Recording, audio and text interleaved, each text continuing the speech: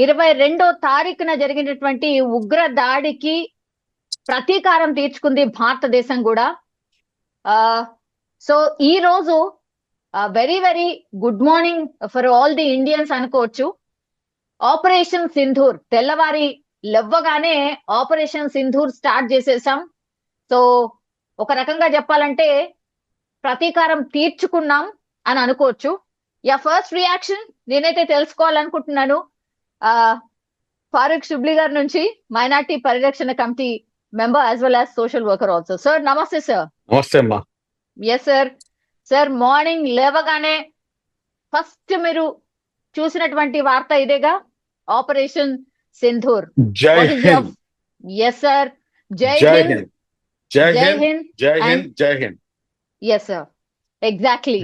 We are very much proud to be an Indian, and we are very much proud of our Indian Army, and thank you to Indian Army and thank you to Indian government.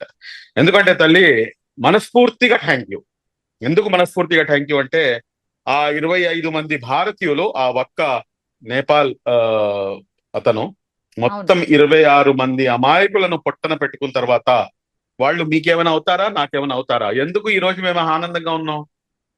మా అందరికి ఉన్నటువంటి relation ఏంటంటే భారతీయులం అన్న ఒక relation మన అందరికి ఉంది. మేమందరం ఇండియన్స్ అన్న ఒక రిలేషన్ ఉంది. ఆ 26 మందికి అన్యాయం జరిగితే మేమందరం కూడాను నిద్రాహారాలు మానేస్తాం. మాకు ఎంతో బాధ వేసింది.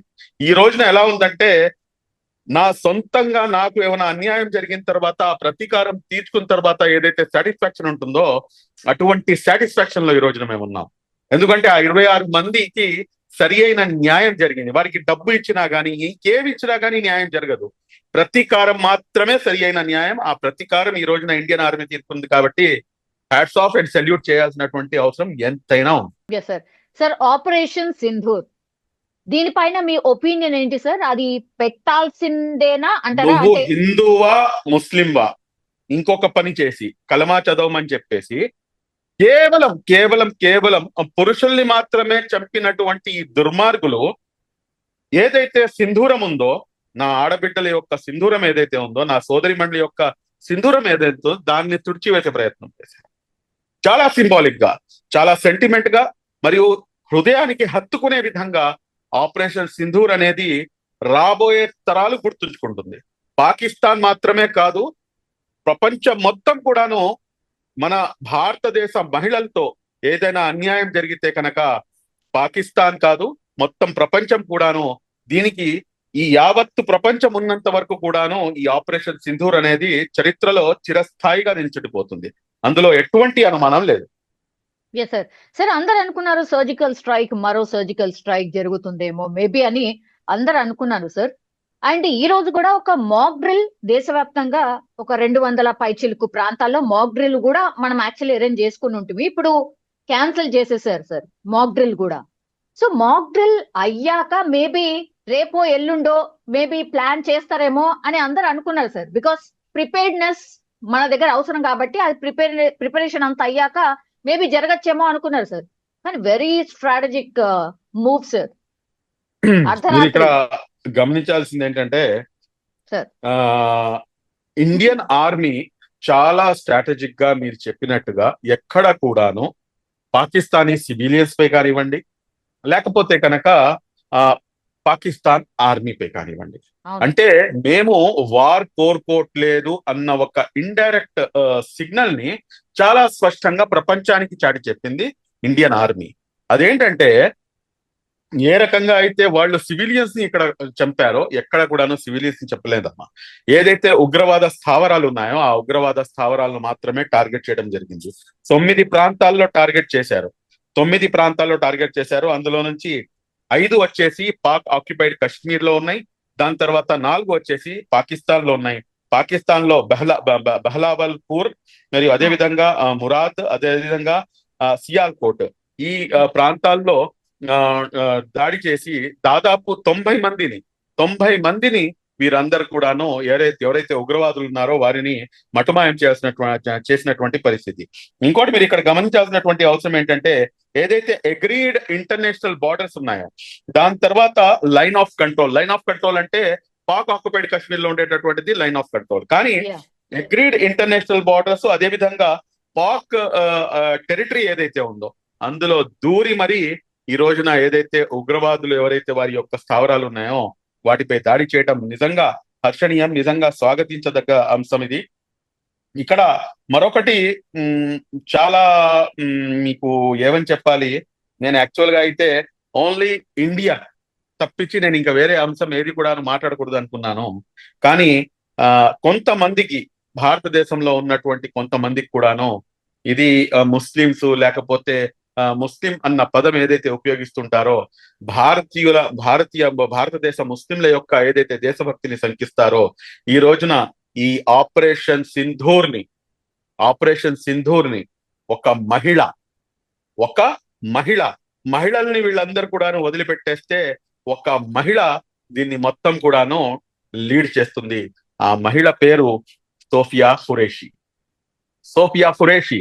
నాకు 1965లో ఏదైతే పాకిస్తాన్ తో జరిగినటువంటి ఏదైతే యుద్ధం ఉందో ఆ యుద్ధం గుర్తుకొస్తుంది. 1965లో బ్రిగేడర్ ఉస్మాన్, నేను ఆయన్ని మర్చిపోలేను నేను. ఎందుకంటే ఈ భారతదేశ ముస్లింలు స్వాతంత్రానికి ముందు, స్వాతంత్రం కోసం, స్వాతంత్రం తర్వాత కూడాను ప్రాణాలు అసూలు బాసినటువంటి చరిత్రలో కర్నల్ బ్రిగేడర్ ఉస్మాన్ మొదటి వరుసలో ఉంటారు. బ్రిగేడర్ ఉస్మాన్ గారు అప్పుడు పాకిస్తాన్ తో జరిగినటువంటి యుద్ధంలో పాకిస్తాన్ ఆయనకి ఆఫర్ వేస్తుంది. ఏమని చెప్పేసి అంటే, మీరు పాకిస్తాన్ ఆర్మీ చీఫ్ గా మీరు రండి, మీరు మేము భాయిలం, మేము ముస్లింలం, కాబట్టి మీరు ఇటువైపు వచ్చేయండి అని చెప్తే లెఫ్ట్ లెగ్ తో తన్ని ఆయన తన ప్రాణాలు, ఈ దేశం కోసం ప్రాణాలు త్యాగం చేసినటువంటి బ్రిగేడర్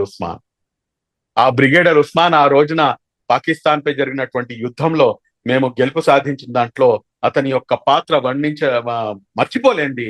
ఈ రోజున సోఫియా ఖురేషి గారికి నిండు నూరేళ్లు ఆయుష్ ప్రసాదించాలని చెప్పేసి సోఫియా ఖురేషి గారి యొక్క తండ్రి గారు, దాని తర్వాత వారి భర్త తాజుద్దీన్ ఖురేషి గారు కూడాను కర్నల్ గా ఆయన భారతదేశ ఆర్మీలో సేవలు అందిస్తున్నారు.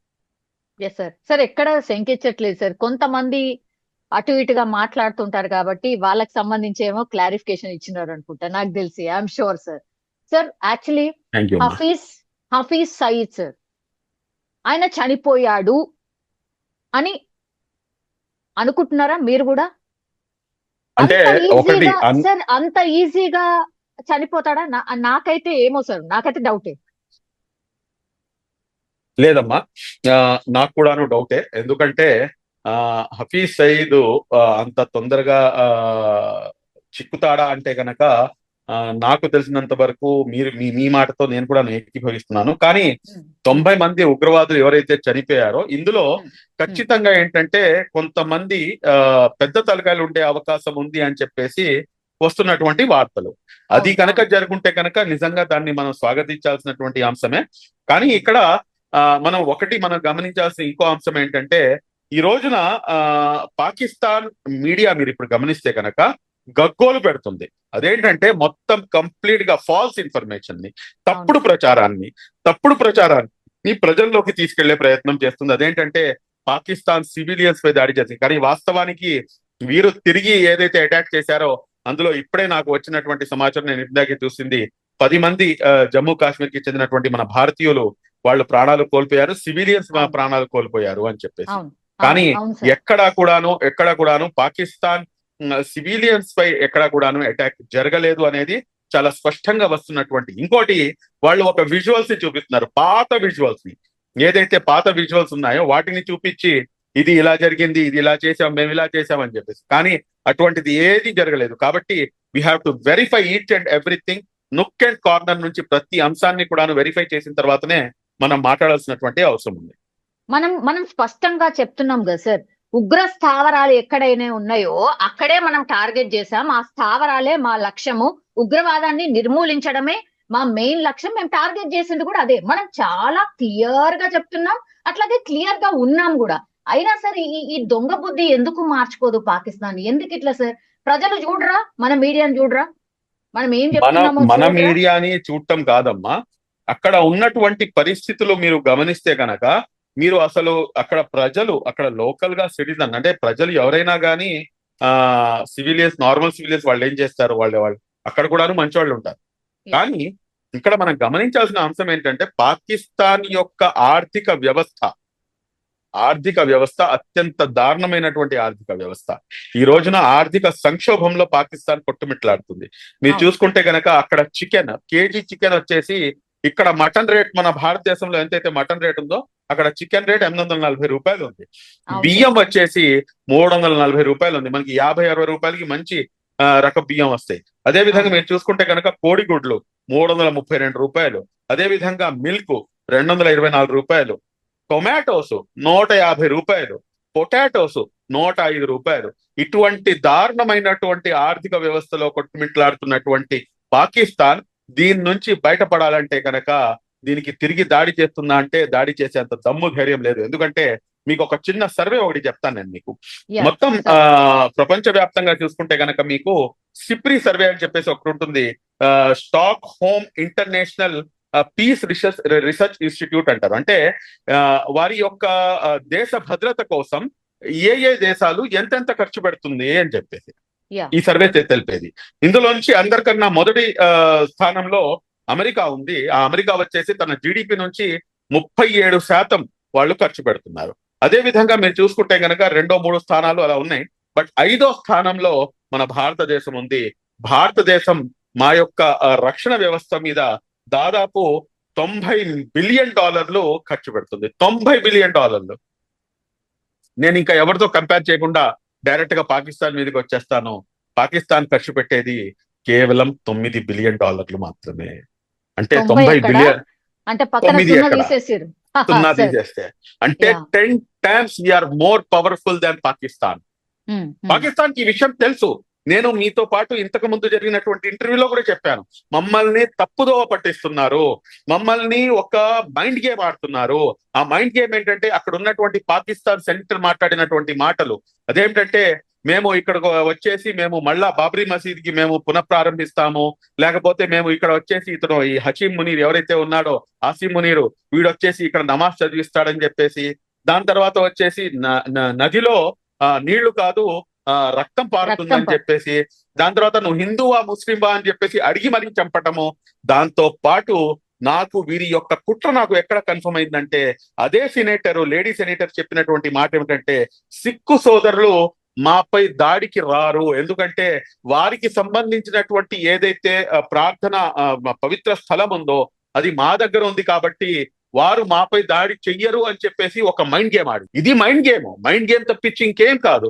ఈ మైండ్ గేమ్ ని తిప్పి కొట్టాలంటే కనుక యాజ్ ఏ ఇండియన్ గా మేము దాన్ని తిప్పి కొట్టాలి. అంతేగాని మేము ఇక్కడ కూర్చొని హిందూ ముస్లిం చేసుకుంటూ కూర్చుంటే కనుక అది ఏదైతే కుట్ర పన్నిందో పాకిస్తాను, ఆ కుట్రలో మేము భాగస్వాములు అవుతాము అని చెప్పేసి నేను డే 1 నుంచి చెప్పొచ్చాను.